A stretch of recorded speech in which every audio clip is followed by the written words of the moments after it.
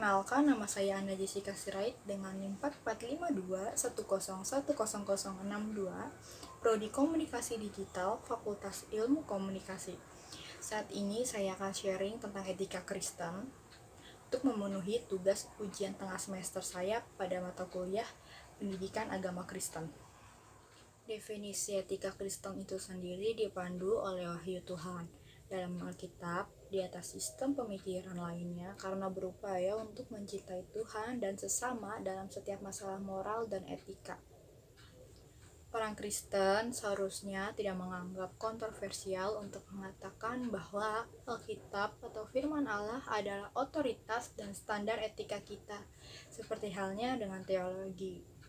Ini karena Tuhan adalah otoritas dan standar tertinggi kita.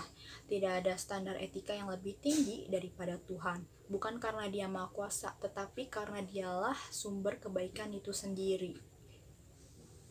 Kebaikan moral ditentukan oleh sifat Tuhan, dan segala sesuatu yang diperintahkannya sesuai dengan kebaikannya, yang sempurna dan benar. Kita harus menaati setiap firman Tuhan karena setiap firman yang Dia berikan kepada kita mengalir dari karakternya, dan karakternya adalah kesempurnaan moral yang tak terbatas dan mutlak. Tuhan tidak mengukur dirinya dengan standar kebaikan yang abstrak. Dia tidak berkonsultasi dengan apapun selain sifatnya sendiri ketika Dia mengeluarkan perintah dan aturan moral. Perintah moralnya ini tidak sembarangan dan tidak bisa lain dari apa adanya karena didasarkan pada kebaikan moral Tuhan yang tidak pernah berubah. Karena perintah Allah ditemukan dalam bentuk Alkitab, dan Alkitab adalah otoritas kita untuk etika. Pengetahuan tentang tuntunan moral Tuhan tidak hanya datang dari membaca dari Alkitab. Meskipun wahyu khusus bersifat definitif, setiap orang di bumi memiliki pengetahuan tentang standar moral Allah melalui wahyu umum.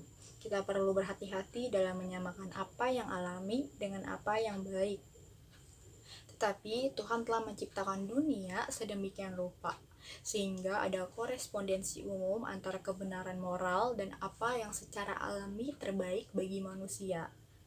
Orang sering dapat melihat apa yang terbaik untuk dilakukan atau tidak dilakukan ketika mereka menerapkan alasan mereka pada fakta-fakta dari situasi yang mereka hadapi. Tuhan juga telah menciptakan manusia untuk beroperasi dengan rasa dasar hukum moralnya melalui hati nurani mereka. Akal dan hati nurani tidak dapat diandalkan atau otoritatif seperti ajaran yang ditemukan dalam Alkitab. Tetapi mereka tetap merupakan sumber pengetahuan moral yang berguna. Etika Kristen menafsirkan wahyu umum melalui wahyu khusus, tetapi tetap menggunakan kedua sumber tersebut untuk memperoleh wawasan tentang etika. Meskipun ada kesepakatan di antara kaum evangelikal tentang pentingnya dan otoritas kitab suci bagi etika Kristen, ada juga perdebatan tentang peran hukum Musa dalam moralitas Kristen. Orang Kristen tidak langsung di bawah otoritas hukum Musa, karena hukum itu adalah bagian dari perjanjian Musa. Peresmian perjanjian baru oleh Kristus telah membawa perubahan dalam hukum, seperti yang dijelaskan oleh kitab Ibrani. Gereja bukanlah teokrasi, dan Kristus telah mengakhiri melalui penggenapan sistem pengorbanan perjanjian lama. Namun demikian, karena seluruh Alkitab diilhami oleh Allah dan berguna, banyak hukum khusus dalam hukum Musa yang masih dapat diterapkan dewasa di balik gereja maupun masyarakat. Melarang pembunuhan dan pencurian misalnya adalah hukum yang mencerminkan karakter moral abadi Tuhan. Dua perintah terbesar yang diidentifikasi oleh Yesus diabadikan dalam Pentateuch dan berlaku untuk semua murid Kristus. Namun, terkadang ada faktor budaya yang mengharuskan orang Kristen memahami prinsip hukum daripada menerapkannya secara harfiah.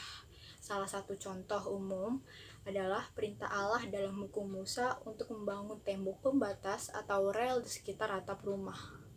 Karena orang dalam budaya itu menghabiskan waktu di atap datar mereka.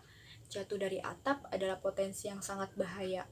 Orang tidak menghabiskan waktu di atap yang miring atau gubuk rumput, sehingga hukum tidak berlaku di mana-mana.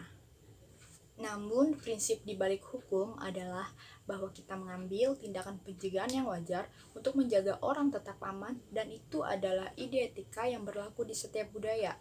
Prinsip yang sama, meskipun beberapa bentuk penerapan dalam budaya tertentu bisa berbeda. Di luar Alkitab, para filsuf telah mengusulkan berbagai sistem untuk evaluasi etika dan moralitas. Beberapa telah mencari pembenaran untuk etika dalam konsekuensi yang berasal dari perilaku tertentu. Dalam sistem ini, sesuatu dianggap baik jika menghasilkan konsekuensi yang baik, yang lebih besar daripada konsekuensi negatif. Beberapa orang menilai konsekuensi untuk individu saja, tetapi sebagian besar akan mencari kebaikan terbesar untuk jumlah terbesar orang. Dalam praktiknya, ini hampir tidak mungkin untuk dievaluasi, tetapi kepekaan di balik tampaknya cukup luas dan bermanfaat. Ahli etika lain telah mengabaikan konsekuensi dan berfokus pada nilai moral intrinsik dan tindakan dan juga agen. Mungkin contoh yang paling terkenal adalah imperatif kategoris dari Immanuel Kant. Dia berargumen bahwa kita seharusnya hanya bertindak berdasarkan niat baik, dan niat baik melakukan tugas moralnya demi kewajiban saja dan bukan demi konsekuensi. Dia mengatakan bahwa kita hanya harus bertindak sedemikian rupa sehingga kita dapat menjadikan perilaku kita sebaik hukum universal yang akan diikuti semua orang. Contoh, ambil kasus berbohong. Apakah kita ingin menjadi praktik universal bahwa setiap orang yang mengatakan kebenaran atau bahwa setiap orang yang berbohong sepanjang waktu? Jika kita bisa berharap kepada semua orang yang berbohong sepanjang waktu, Ken akan berargumen bahwa berbohong harus dilarang keras tanpa kecuali. Etika lain lebih fokus pada penanaman karakter yang berbudi luhur dan motif agen yang bertindak. Dalam model ini, tindakan harus lebih mengembangkan kebajikan pada orang yang bertindak. Ada ruang dalam etika Kristen untuk semua pertimbangan. Tak satu pun dari sistem tersebut dapat berdiri sendiri. Mereka perlu dibangun di atas dasar kebenaran Tuhan. Alkitab menjelaskan bahwa segala sesuatu yang benar atau yang salah dalam hubungannya dengan karakter Allah. Jadi, moralitas itu objektif dan harus menaati perintah Tuhan. Namun, ini tidak berarti bahwa konsekuensinya sama sekali tidak relevan.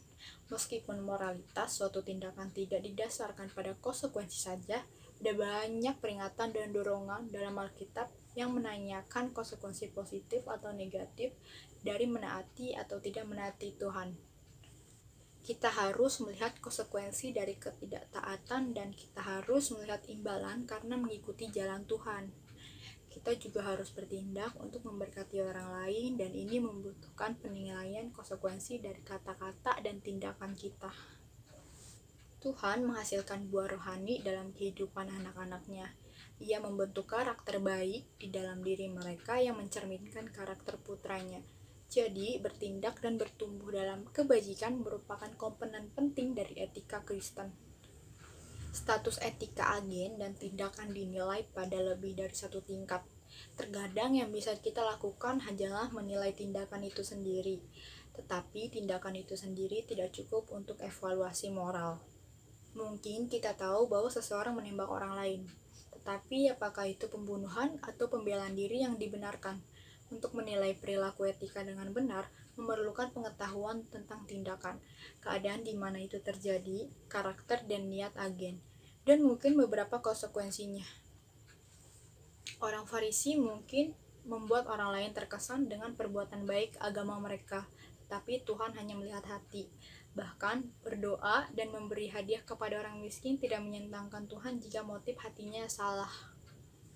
Tentu saja ada sejumlah besar masalah etika praktik yang dihadapi orang Kristen saat ini.